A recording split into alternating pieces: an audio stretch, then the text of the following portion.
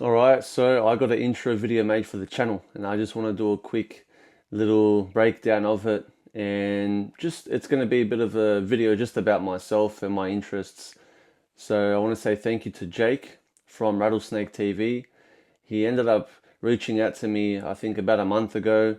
Really nice guy. He showed me a lot of love. We were chatting for like a whole week, and then he offered for his brother to do this intro video for me. He's been giving me tips on YouTube. Like, really, really nice guy. Very helpful. I want to say thank you again, bro. I really appreciate it. Let's play the video. This is going to be my intro video from now on.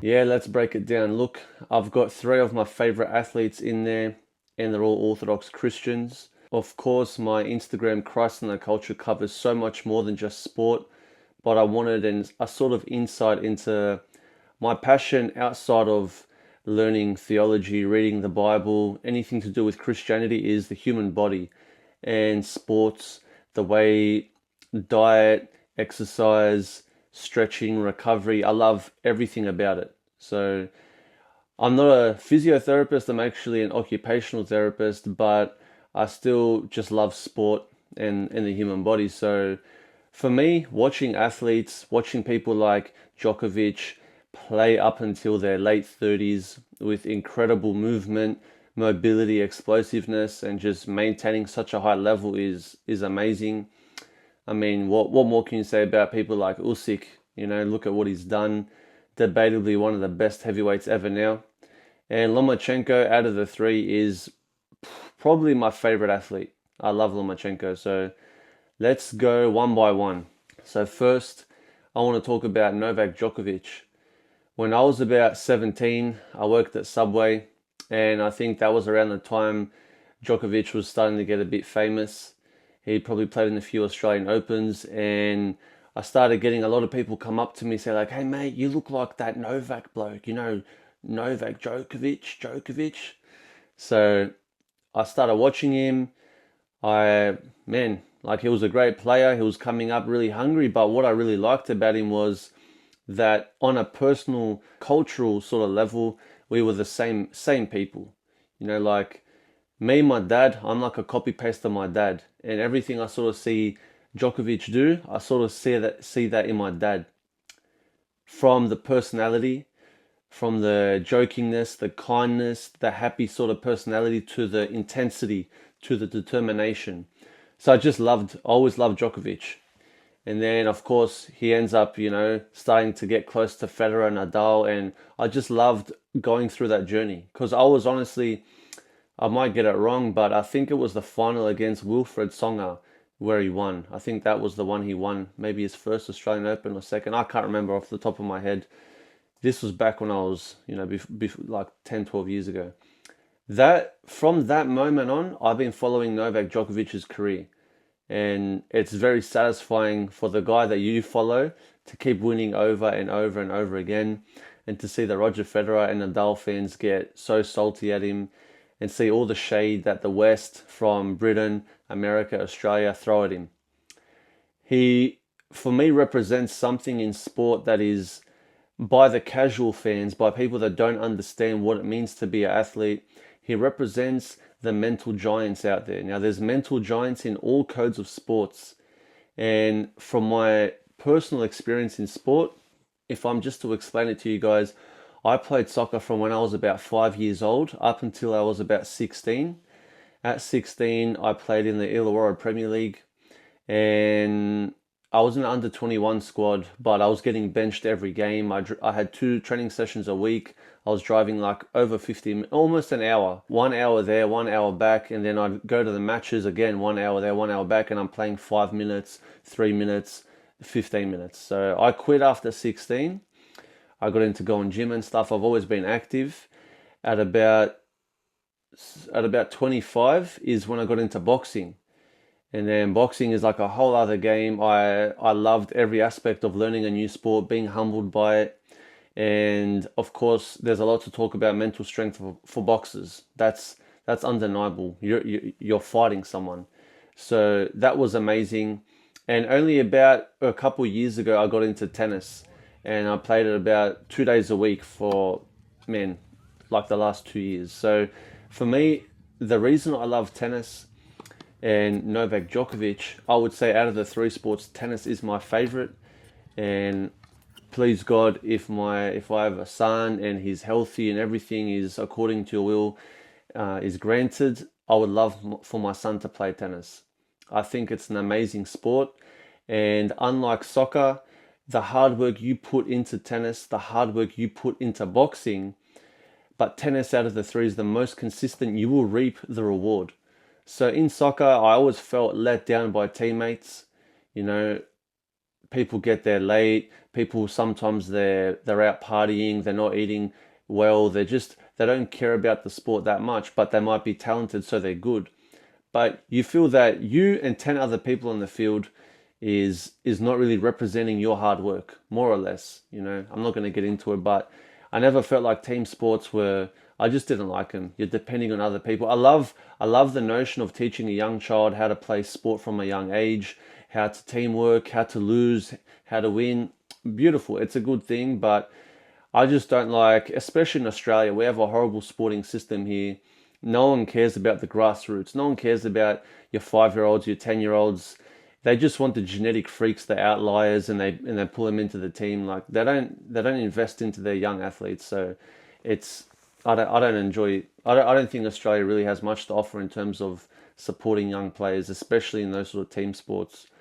However, in tennis, if my son is practicing his serve 5 hours a day compared to 1 hour, that's going to be depositing into his skill set. That's going to be in his development.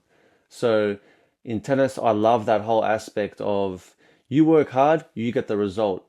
And that's why we see domination in tennis. That's why Federer, Djokovic, Nadal, that's why we saw them dominating, because they're better. There is no, oh, today Real Madrid played unlucky and they lost 1-0 to a random team that no one's ever heard of. Like that very, very, very rarely happens in tennis.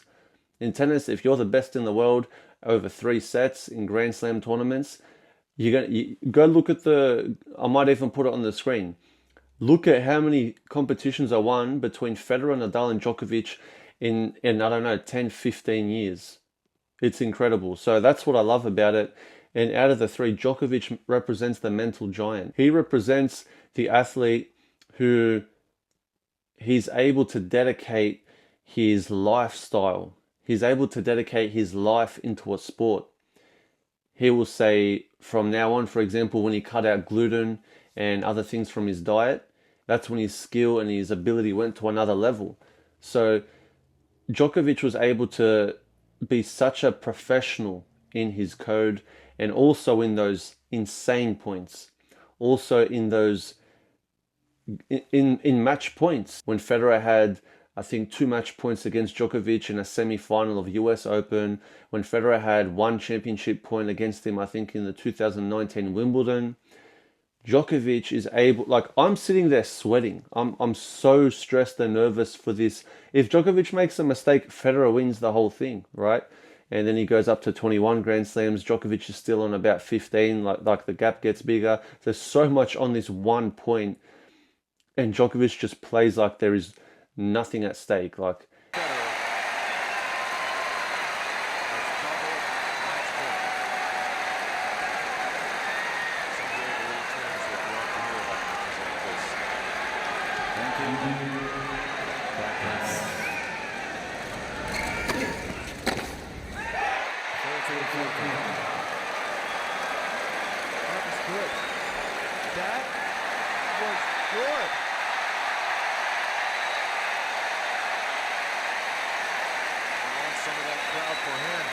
Greatest returner.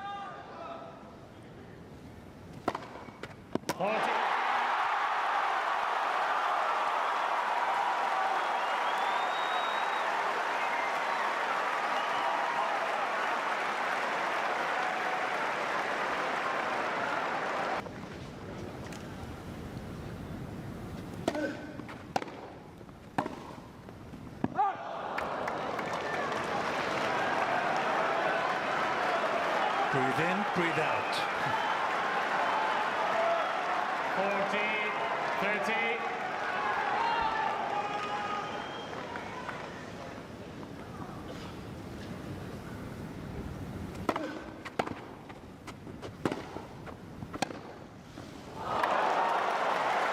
And just as Federer passed Djokovic to get the break in the previous game. That is, for me, that's a mental giant. And that's why I love Djokovic. What else I love about Djokovic was during the whole, especially here in Australia with COVID, the absolute, disaster of a situation we had here where this man comes into Australia by the law. He does everything completely right to play in the Australian Open and they kick him out. And every dumbass Australian is like, oh, he's going to spread this, he's going to do that. Let's just leave aside the the immunity of unvax versus vax. Let's not even talk about any of that. I don't even know if YouTube's gonna pick this up, bro. So I just want to say people need to understand when Djokovic sacrificed his ability to play in Grand Slams that year. He didn't know if he was going to play in Wimbledon, in US Open, in French Open. Everything was up in the air, and we didn't know if he was able to return the next year. We thought that was it. Why did he sacrifice his legacy and all these records? People need to understand Djokovic, Serbia's national treasure. You don't think that he could have went to a doctor in Serbia, been like, here's 100,000, just write me a fake certificate and I want to play in these tournaments, but I don't want to take this injection. You don't think he could have done that? You think that's hard for Djokovic? See, he did it for the freedom of us, the people that don't have a voice. He stood up for us and people ridiculed him. And that's often a reoccurring theme in people that they're the hero. They're the ones that have to take on the hatred and the negativity of the community and the world around them. I'm part of a sport, a very global sport that is played every single week in a different location. So, I understand the consequences of my decision. And one of the consequences of my decision was not going to Australia, and I was prepared not to go. And I understand that not being vaccinated today, I'm unable to travel to most of the tournaments at the moment. And that's the price you're willing to pay? That is the price that I'm willing to pay. Ultimately, are you prepared to forego the chance to be the greatest player that ever picked up a racket, statistically, because you feel so strongly about this jab? Yes. I do. But as things stand, if this means that you miss the French Open, is that a price you'd be willing to pay? Yes, that is the price that I'm willing to pay. And if it means that you miss Wimbledon this year, again, that's a price you're willing to pay?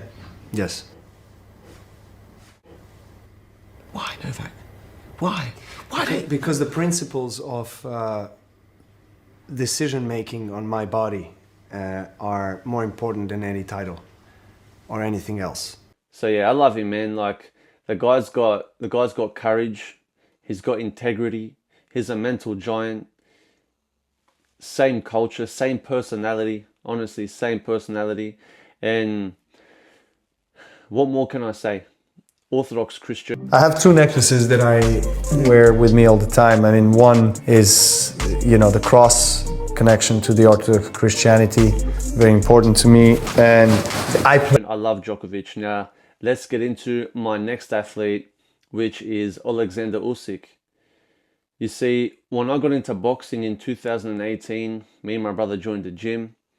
Our coach was actually the coach of Robert Whittaker, the middleweight champion of the world in the UFC at the time. Justin Fitzgerald, shout out to Stand Strong Boxing. So when we went there, learning a new sport for me was, at the age of 25, was very humbling. Playing sport as a child, I was always able to throw and catch and run and just do like physical things better than your average kid in like primary school and high school. And then to start a new sport in your mid-20s and to be absolutely uncoordinated. Like I felt like I had two left hands and two left feet. I felt unco. but learning the skill and seeing the layers of progression needed in boxing, seeing that boxing isn't just about holding your hands and throwing punches, that it's actually probably 70% footwork rather than punches, being in the right position to land the punch, moving out of range and back into range to slip, to throw. It was so much more than I realized. Now, Oleksandr Usyk at that time, he was a cruiserweight champion. I didn't know him as well as I knew Lomachenko. Lomachenko was actually the reason I really decided to look into boxing, as I watched his highlights and realized that boxing is not two crazy people just fighting each other. It was an art, and Lomachenko was the master of it. Now, Usyk, his story is really amazing too, and not to go into it too much, but he was ill as a child and he had a sort of miracle happen to him where he was healed, and he's a faithful Orthodox Christian. Without getting into the politics of Ukraine and Russia and who he supports, that's for me irrelevant of why I like him. I love Usyk for the fact that he represents a David in a David and Goliath storyline in the heavyweight division. You have this guy who, he's not even a heavy puncher in cruiserweight. In cruiserweight, it's not like he was a 95-100% knockout ratio. The guy was basically winning on points most fights, but dominating, skill set out of this world. Once he conquered the cruiserweight division and entered the heavyweight, I was talking to friends and I was like, bro, I love Usyk, but bro, like AJ's just too big.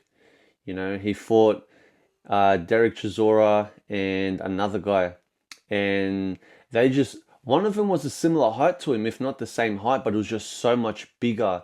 And his punches looked like they were, if one of them caught Usyk, he looked like he was going to get in trouble. And after watching those performances, I'm like, man, there's no way he's going to win a world championship. Like, there's no way he's going to be able to beat a giant like Anthony Joshua, 6'6", outweighs him by probably like 15 kilos of muscle. Like, he's just a huge human being compared to Usyk. And I remember their first fight being with my brother and my dad in my brother's room, and we're watching it. He's walking into a stadium of 90,000 people. Like, man, these are just out of movies, these scenes. And the way he fought for 12 rounds against AJ, the way he moved, his punch selection, everything about that fight, I loved that fight. And you see he wins like, what, 3 or 4 belts from that fight. And Usyk really, that was a David and Goliath fight. And then he rematches him, and then he fights Daniel Dubois, current world champion. And then we have when he fights Fury, and I'm like, man, there is no way Usyk is going to be able to beat Tyson Fury. Like, sure, maybe AJ's skill set isn't there. Maybe he's just a genetic outlier, like strong punch power, very well conditioned, but his fight IQ isn't the same. His skill set isn't the same. But Tyson Fury, man, he's 6'9". He's even bigger than AJ, even taller and even heavier. And not only that, he's very skillful. Like, the way he moves as someone that is 6'9" is not normal. He's a genetic freak in every aspect of the term.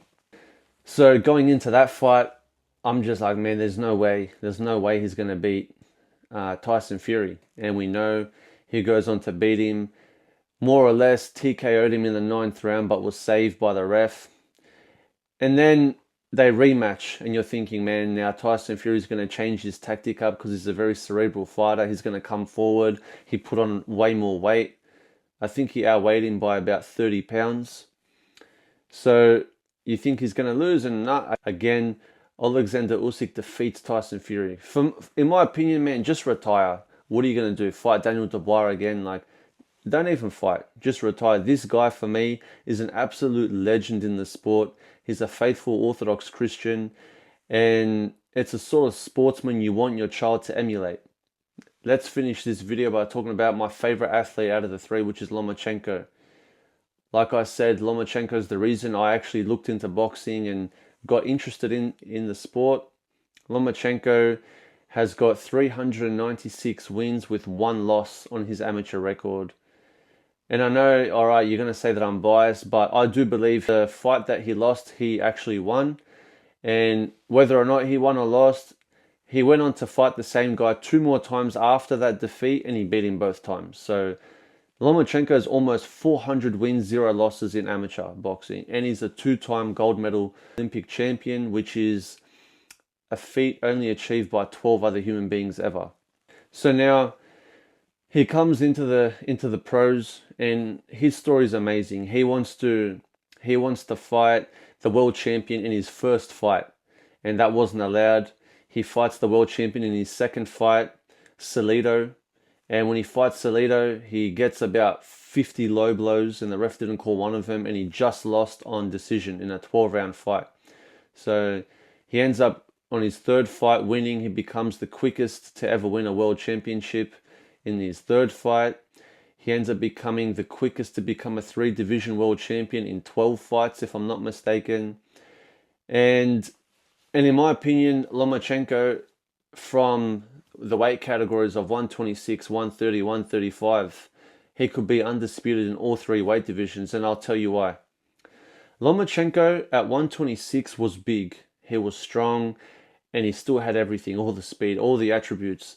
Everyone ducked him. So he was a world champion, but no other champion wanted to fight him. That's 126, finished. He had to move up. He went to 130. He won his first fight at 130. He got the belt. And again, no one else wanted to fight him. He had to move up to 135. And for someone like him, at 135, he is shorter than everyone. His reach is smaller, and he's not a gifted, powerful, like he's not heavy-handed by nature. Like someone like Gervonta Davis, he can go up weight divisions because he carries the power. So he goes up to this weight division, and he collects all the belts. Those of you who watched him when he fought Jorge Linares, at that time he was undefeated. I think for about 5 years he was undefeated. He was at his peak, and Loma faces him.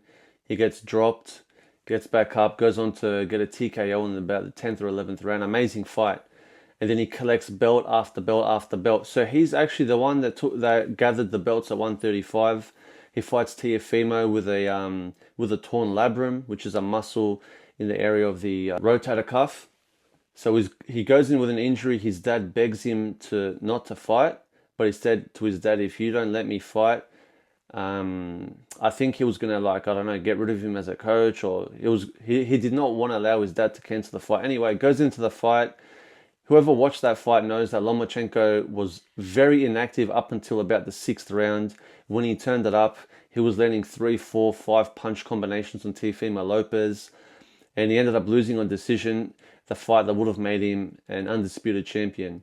Teofimo then fights George Kambosos. Kambosos wins in a big upset, and Lomachenko was next in line to fight, but because of the Ukraine-Russia situation, he didn't fight.